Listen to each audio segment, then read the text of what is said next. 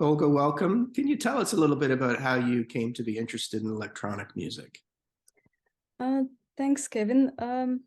I've had a long interest in electronic music since I was a child. I was interested in at that time. My first interest was Depeche Mode. I really liked them for the unusual sounds that they made with electronic music. And later, I um, I was interested in a number of other musicians, and eventually, a couple of years ago, I decided to start recording my own music. I think you're in good company there. That's a band that's had a tremendous influence on people who make, I think, electronic music of all different kinds. Hmm. How old Yes. were you when you came to be a fan? Uh, I saw them once on TV, and something about their music just interested me. It was so unlike everything else, and I think the textures in and the kind of instruments and the approach that they had, I think everything just coalesced together. The songwriting, the vocal, the textures. It's uh, very unusual, and I kept that love for the music through the years, and yeah. Very nice. Now you're over at the University of Waterloo now, Mhm. professor. What's your focus there? I teach a number of courses. My main research interest is in AI and its applications to creativity and to art. And in particular, I'm interested in how we can use AI to enhance human creativity, not to replace it. So that's been my major focus in the last few years. And this is a really interesting thing for me in looking at your work is that we very often hear about AI and think about AI as a replacement Mhm. to human effort. You're embracing it in a very different way, though. Mhm. Talk to Yes. us about your philosophy. Yes. So my philosophy is that creativity is inherently human, and it is so AI is merely a tool, just like synthesizers became a tool to create music a few decades ago. So the same with AI. I see certainly there are attempts by others to use AI to create complete works of art, and I find that not interesting, and I think that there's a lot of potential in using AI to help us express ourselves more creatively. For example, using interesting lines, perhaps, that AI writes to inspire our imagination and to let the mind go in the directions that we've never thought of before. Or say musically, if, let's say, AI is used to create some or to find unusual uh, pieces of music from uh, the musician's own catalog and present them while they're playing, let's say, a live piece. Again, that could trigger something. Oh, I didn't think that I could use this piece here, uh, kind of thought. And this is the system that you have developed, LyricJam Sonic. Explain Mhm. to us how that works. Yeah, so the motivation for that came from my own experience as I record music in the studio. It's I have hours and hours of recordings, and then I think I thought I'll never be able to find these pieces again. They will be somewhere on some hard drive somewhere, and how would I ever? I would have to listen to them all, and that's impractical. So this tool, I it works by so I've loaded all my music that I've recorded in the studio there, and it splices or splits it into these short clips, 10-second clips. And so there's a neural network, a machine learning algorithm that learns internal representations of this music. So it extracts the most important features that it thinks differentiate each clip from others. And then when I play music live in the studio, for example, it would summon the clips from my own catalog that would go with it. And it would put together a cohesive sequence of these clips. Using crossfade, it would create a seamless accompaniment to my live performance. And it can be also used for a number of reasons. It can be, let's say, accompaniment to a live performance. So then, in a way, you have a kind of a partner, a performance partner. And you can also use it in the studio to, let's say, to find clips that potentially you can incorporate into your new piece. So it would present you things that you might have even forgotten, and so that's the main two uses for it. And it also can be used on its own, because without the live microphone input, it basically uses the previous clips that it has selected to predict new clips. So in that case, it's a generative music composition tool. So it would just create generative music. And when you say that you have input all of your music into this, you're talking about unreleased music. This is just, when you're in the studio for multiple hours, you're recording everything. Yes. So every idea that you've ever come up with is stored and accessible to you in a way that it wouldn't otherwise be. Exactly, yes. So I would just, when I go into the studio, I would switch on recording and I would just record everything, because the type of instruments I use, they're very improvisational, and it's hard to replicate exactly the same sounds. And so I would record hours and hours of and these would be potentially, so not all of these would go into a final composition. But sometimes, let's say, a segment of that recording could contain some interesting sound effect or some other interesting maybe phrase or something, and it would be it potentially could be summoned by the system, and then I would say, okay, that piece would really go with what I'm doing now. So it feeds you with recommendations for a particular piece that you're working on. Yes. So internally, it basically receives the live input, let's say either through a microphone or line in, and that I'm playing, and then it slices it into 10-second clips, and it would compare its internal representations with the clips that are there in the that I've loaded before, and it would summon the ones that would match most closely to And it. does it feed you this in real time as you're composing? Yes. So you really are, you use the word partner. There is a partnership, this real-time collaboration is happening between you and the technology.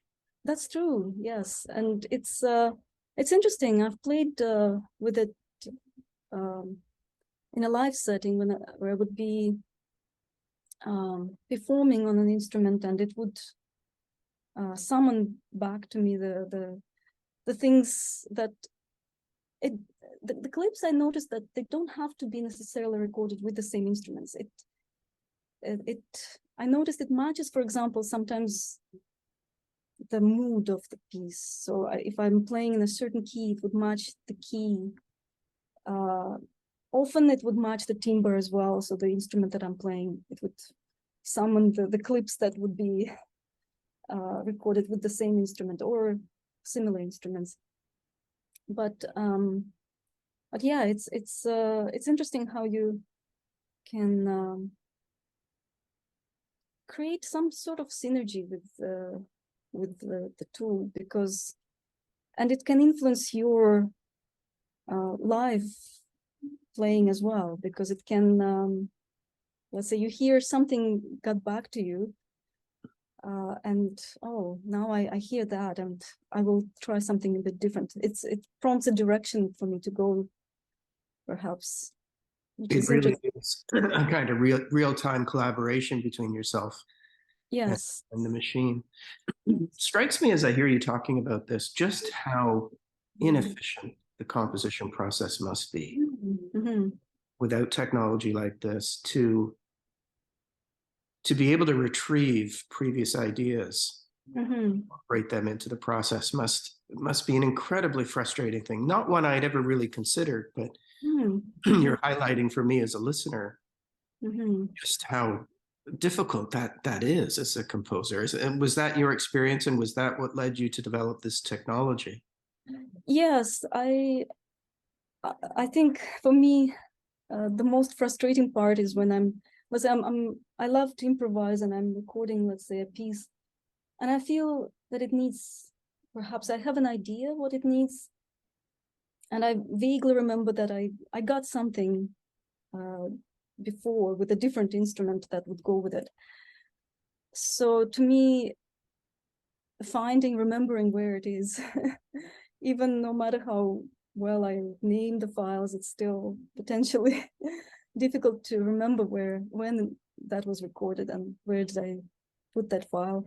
And then once you find it, yes, you need to find that exact spot where that part was. So you have to listen to potentially uh, many minutes of recording. So I found that part to be, and it takes you away from the flow.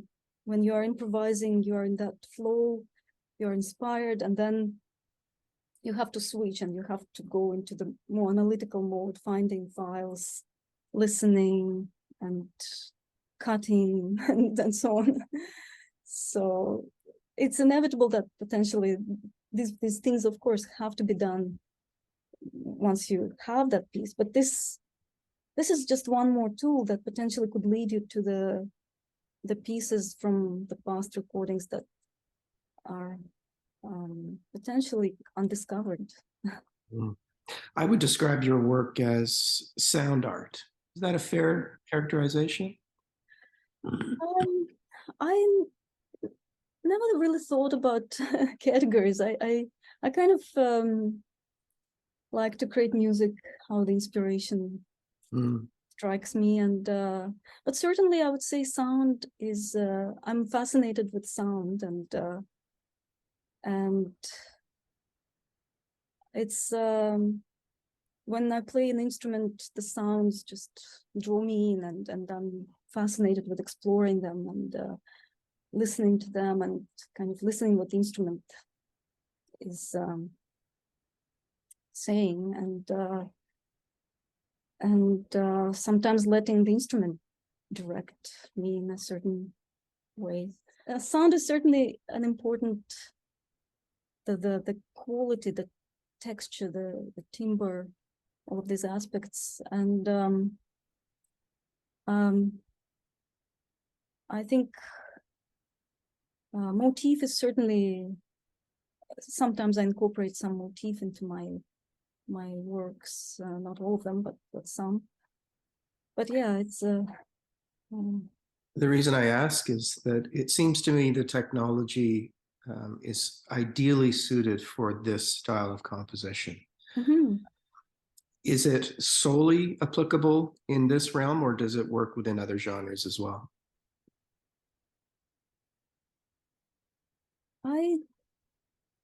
I don't know how applicable it will be to other genres. Certainly within the genre of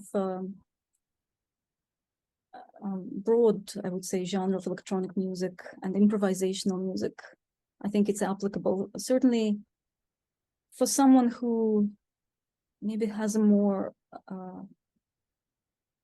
compositional approach, when you sit down and you write a score, then perhaps this could be useful as a creating background tracks or background textures.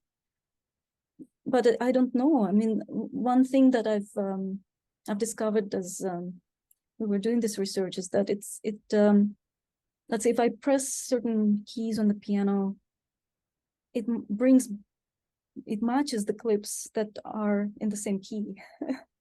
So that's certainly, it needs to be researched a bit further. Let's say, how can we match not just the key, but potentially a certain chord progression or certain motif. But it does, if you play in a certain key if I play on a certain key on the piano, it does bring me back. It brings me back the clips that I played some time ago, even with a different motif, but in the same key.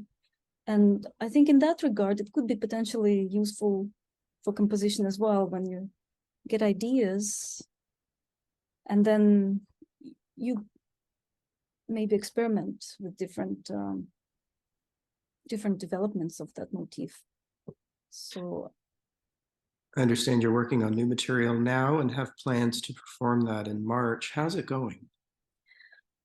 yeah, so I'm in the process of a few things right now, and some of them are I am working on some pieces with using that tool as a kind of a composition partner. so yeah, I'm interested in how that will turn out, and it's giving me lots of ideas. So yes, the performance I'll be doing in March at an electronic music festival in Massachusetts. That will be with this tool. So I'll be playing live instrument, and the tool will be playing the track that will be brought by my live music. So What's the name of the festival? Do you know? it's called Bleep Blorp. It's organized by the University of Massachusetts Music Department. Yes, University of Massachusetts at Lowell Music Department. Wonderful. I'd like to come back to a comment you made at the beginning, if I could, which was that composition is inherently a human process.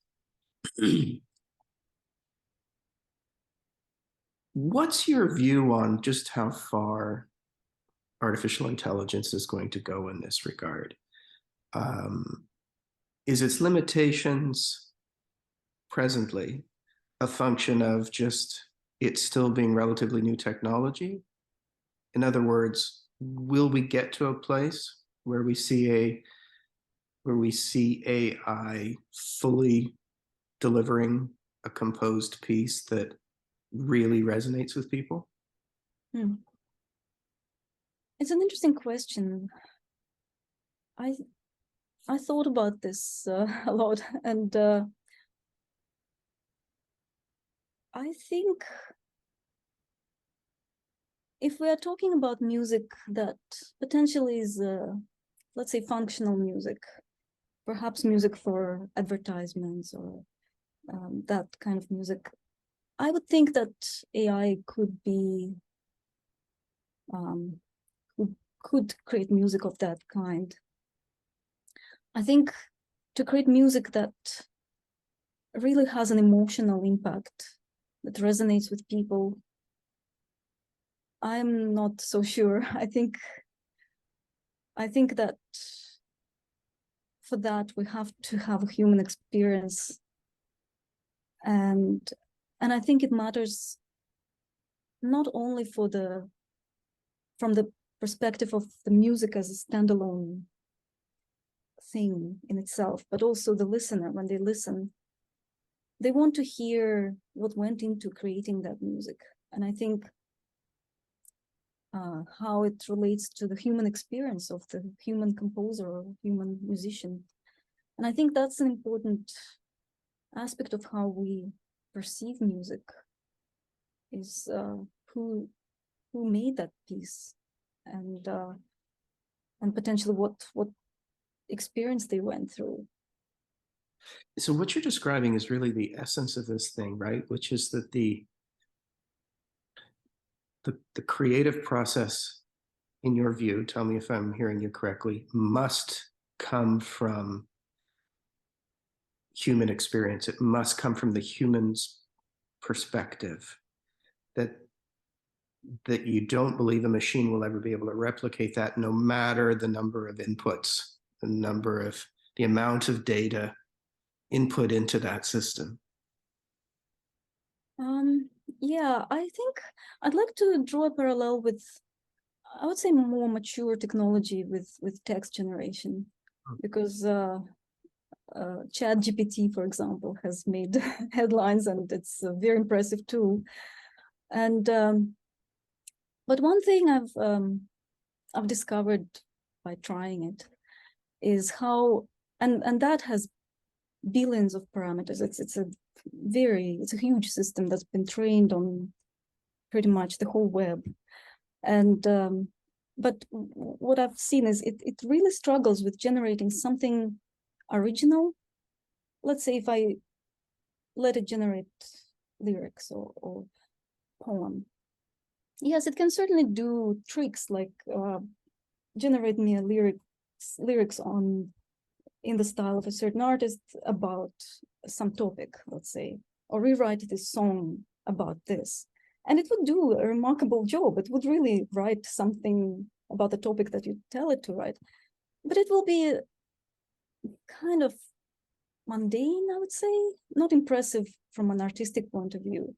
It's just for a joke, I would say, or but it's not a serious piece of work or art. Certainly, no comparison with the original lyrics of artists, and I think that's where it falls short. That it's impressive in terms of, yes, it for a machine to create a coherent text, it's impressive. But then if you really look at what it's created, it's oftentimes it's repetition of what has been said before. It's not impressive. So I think that is a kind of a good analogy, that it fails to create riveting original lines.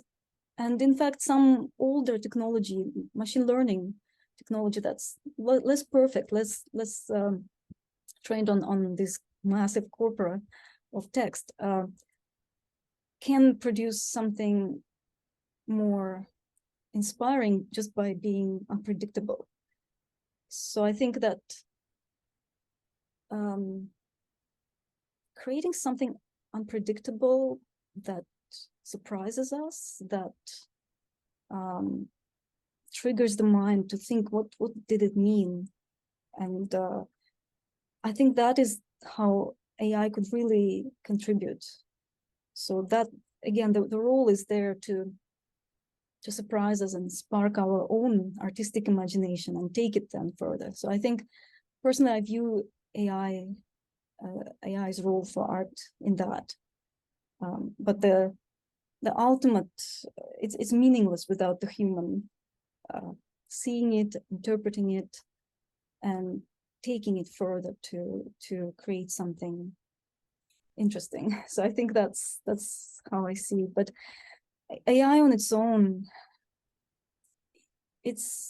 I think that just like in what we've seen with AI generated visual art and text, I think with music it will be probably the same. It will create maybe even a song, and maybe the song will be popular, but would it be a great art? I don't think so. So I think the ChatGPT analogy is ideal here. And my own take on that as a writer is it absolutely your description of writing done via the tool is highly rudimentary. My assumption has been that that's just simply a result of it being new technology. that it will continue to get better and better and better to the point where people who write for a living will be at risk professionally. That certainly there will be, first, we'll see very functional writing turned over to AI. I think that's right. But I'm not convinced yet that we won't get to a point where the technology is incapable of true inspiration, which is what I think you're describing. But you've got a much stronger tech background on this than I do. So tell me, I think you're disagreeing with me. I think certainly it's hard to envision where AI will be in, let's say, 30, 50 years. Potentially something qualitatively different will come up and change it. So ultimately, if humans can indeed build artificial general intelligence that is capable of the same things we humans are capable of, then yes, perhaps. But if the current direction, I would say with GPT specifically, the way that machine learns to generate text is by repeating essentially what is given to it. So therefore it's biased towards replicating. So if it reaches, let's say if it has more memory, more artificial neurons, it will just become better at replicating. So it will be a very good memorization machine. And certainly we see some emergent properties in it. For example, it can answer questions, it can suggest some advice that one could say is targeted or kind of customized to the question. So it's not exactly repetition. So certainly it's more than just regurgitating the original text that it's been given. But I think that what it lacks is the ability to come up with absolutely new poetic artistic expressions. And I looked at it more from the point of view of poetry and lyric writing. I have not seen a single line that it's written that is original and interesting, inspiring. And personally, I work also in my research in the direction of artistic writing or using AI for artistic writing. So what I find is that the older generation AI tools are much better at that because they are kind of delightfully broken. They are not perfect, and they can create these surprising combinations of words that would be startling. And but I think that's where their potential is, that okay, they may not make sense, but then it triggers your mind into thinking, what does it mean? And then it goes with it and potentially uncovers a whole direction of artistic potential. So it's just like in the cut-up technique in the 20th century, in the way that William Burroughs used and then Bowie used. These are very basic techniques of just shuffling words, and they trigger inspiration. So, but AI can be better than that, and I think that's how it can be used to inspire, but not. I think that I personally don't find GPT direction very interesting as a researcher and as an artist. Cannot wait to hear the new album, Olga. Thank you for that.